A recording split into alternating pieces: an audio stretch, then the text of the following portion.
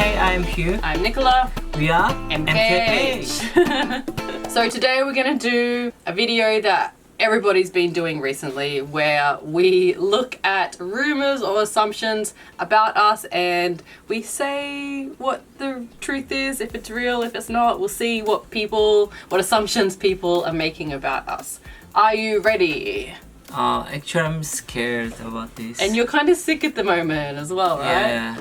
Oh, and I screen capped these ones like 2 weeks ago, so I've kind of forgotten what they are. So let's have a look. So this one is, you don't want to have another baby, you will be jealous.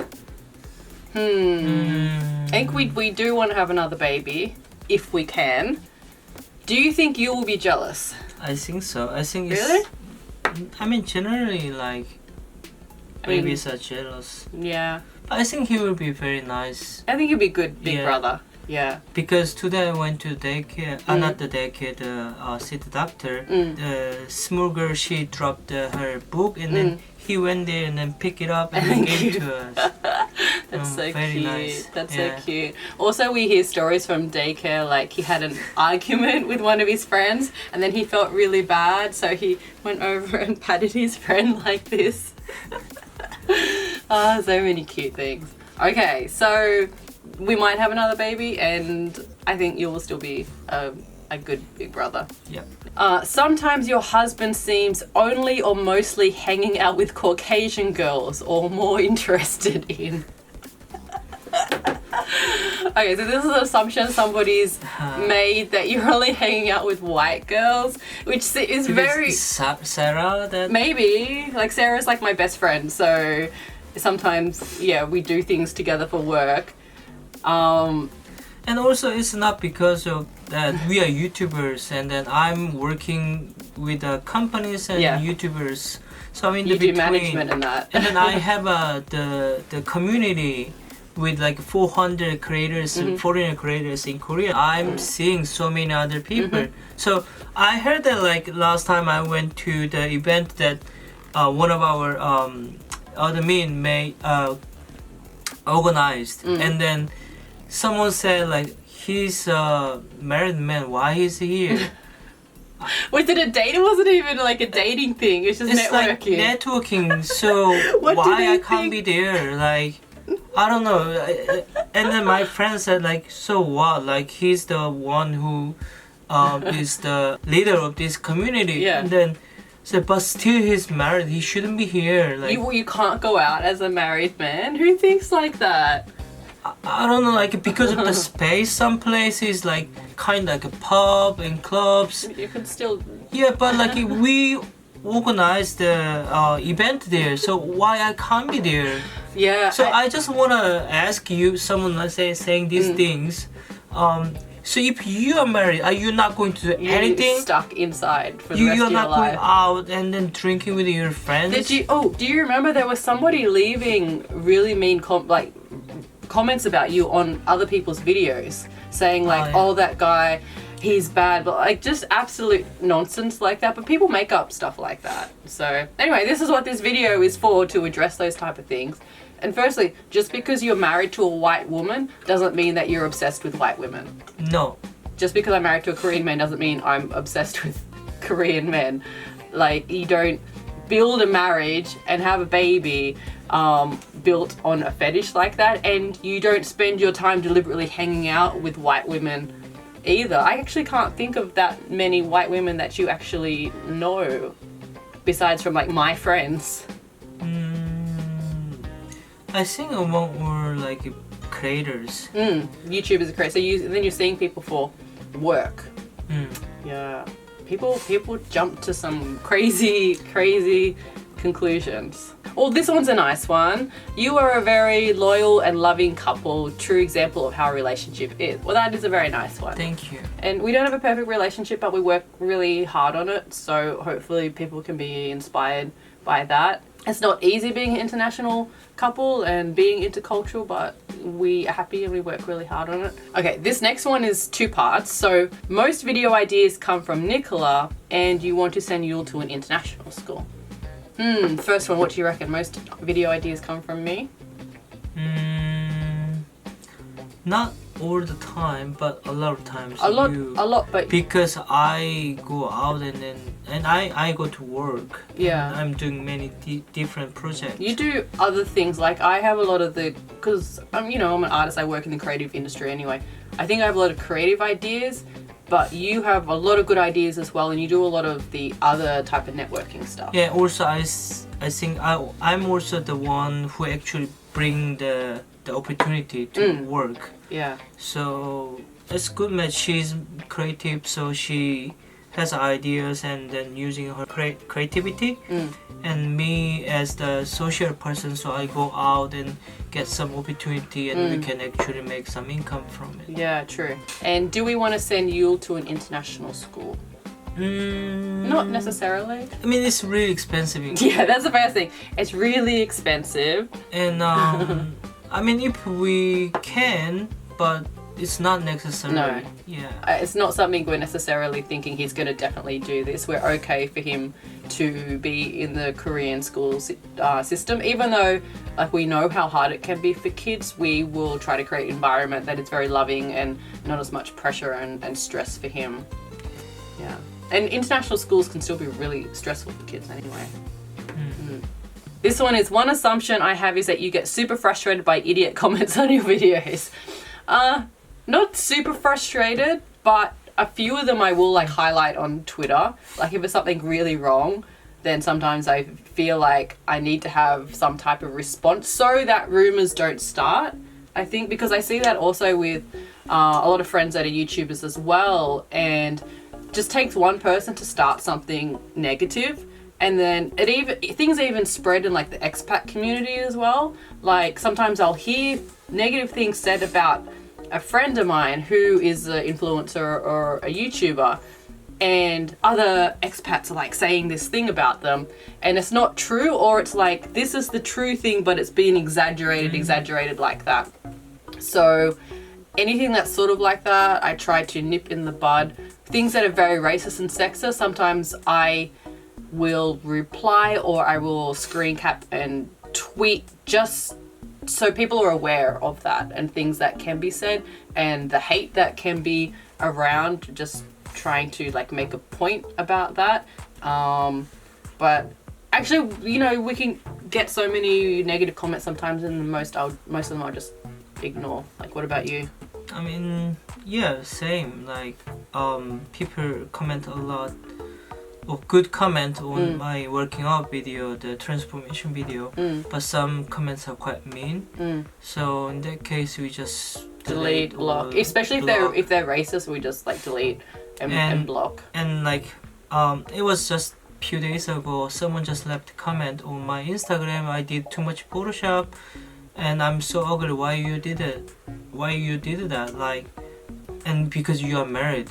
What's the problem? And then that person actually... It wasn't even Photoshop. You just had a beauty filter on. That's part of the app, for the exercise app. Yeah, that person posted in his Instagram story, and then saying again like really F ugly... About you? Me, yeah. F ugly guy did too much push-up, and then how dare he doing this if he's married?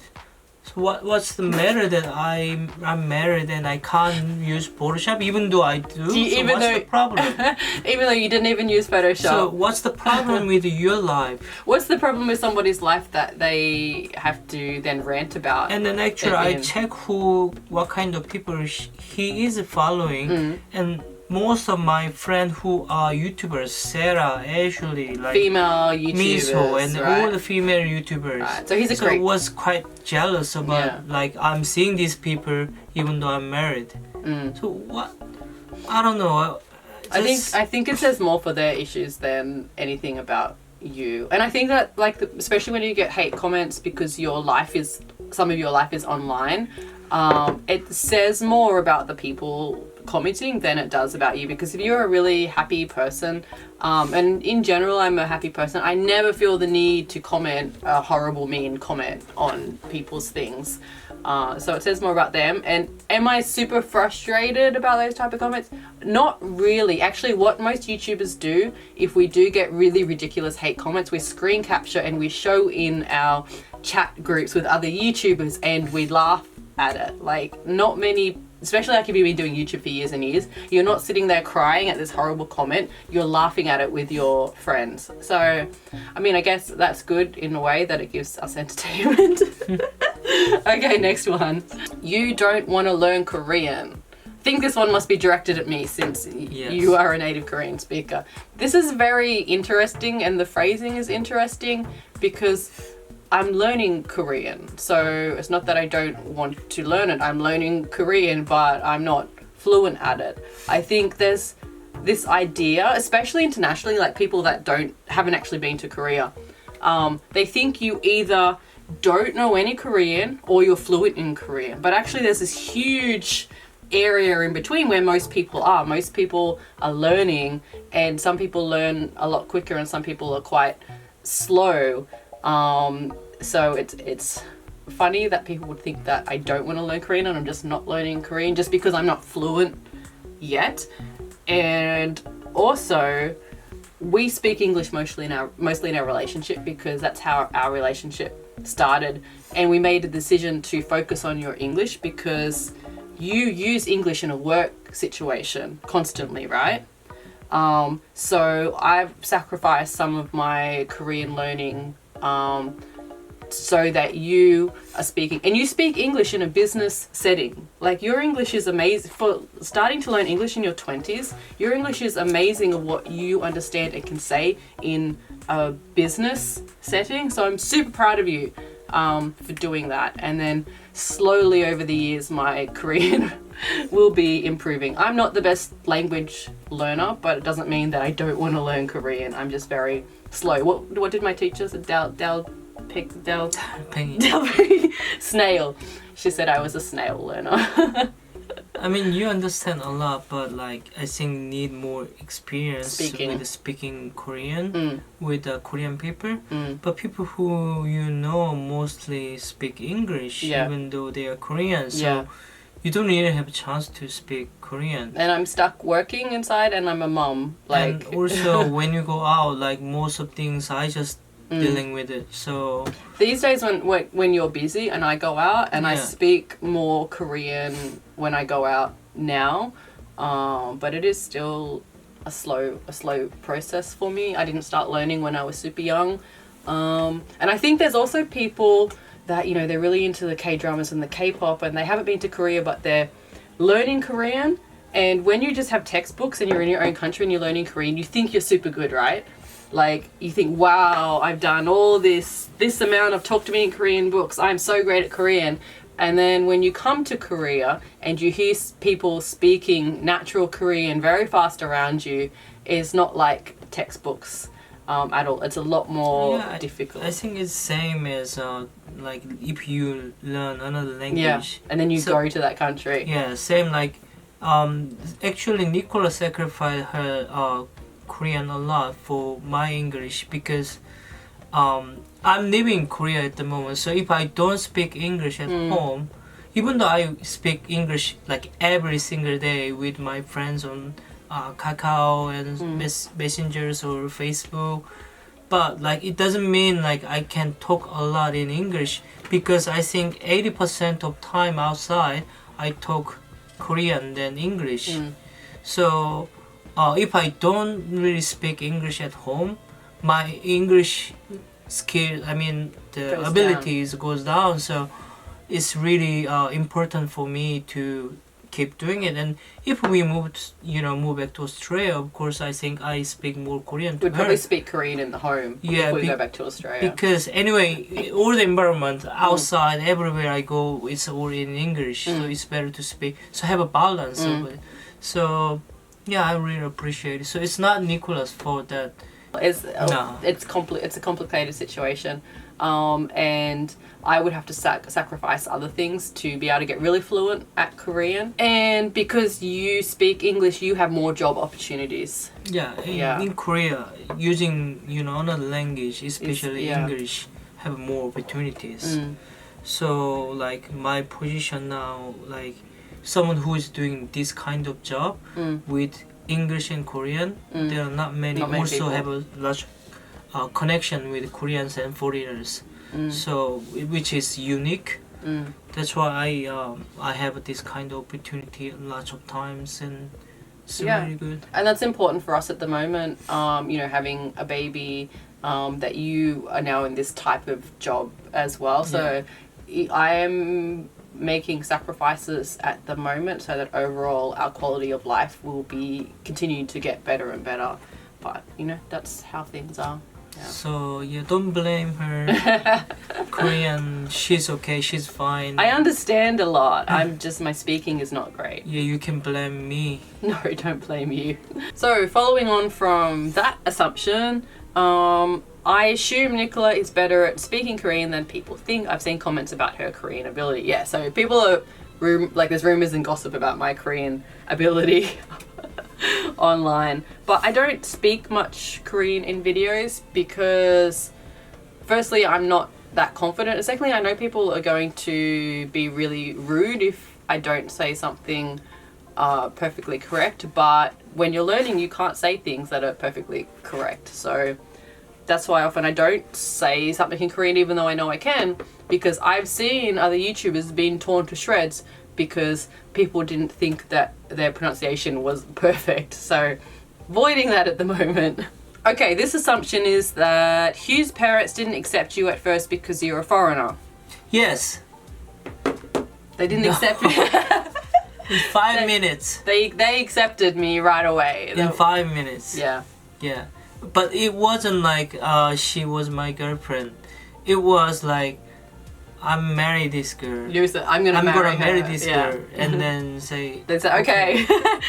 So in 5 minutes, the first time they met Nicola, 5 minutes. I think people, they want like the big dramatic story, like, and you know, you can't marry my the water or kimchi. It wasn't like that at all. There definitely can happen in Korea. There are some crazy parents, but I think on a whole, like a lot of Korean parents are very accepting. And I wouldn't want to marry into a family if the parents were like not accepting like that. Anyway, I think good relationship with in-laws is vital to have a really healthy relationship. Yeah, and I think also this is not only the responsibility of the women, like the foreigner, the foreign person. So also the person who is the son or daughter. Yeah, of the Korean side, because they know their parents better. Yeah. So you can make them understand better. Yeah. So you should put more effort into this thing. So if you really want to smooth the way, like if you really care about someone and you think your parents might be like, oh, we're not sure if we want you to marry a foreigner, you should really smooth the way. And it's not always because Korean parents are racist. It's not always racism. It's things like, oh, we worry because international marriages, they think will break up easier, or they think you're going to go live in another country and we're never going to see you again. So I think, in any type of relationship, whether it's the romantic relationship or with your parents, communication is vital. If parents are not accepting your boyfriend or girlfriend, try to get to the reason why, and then maybe you can actually reassure them and show that your boyfriend or girlfriend is a wonderful person and you're going to have a wonderful marriage. Like, this whole idea of just like, my parents are not going to accept you is I don't know, people need to be more mature in these situations, I think. That's because we're old married couple. That is our advice. All right, we're going to get Yul from daycare. So thank you for watching, and you can hit the like button and you can subscribe to us if you haven't already. Check out social media. Give us some likes on social media. Okay. There's comics on the blog, and you can check that out, and we will see you later. Bye-bye. Bye. Bye.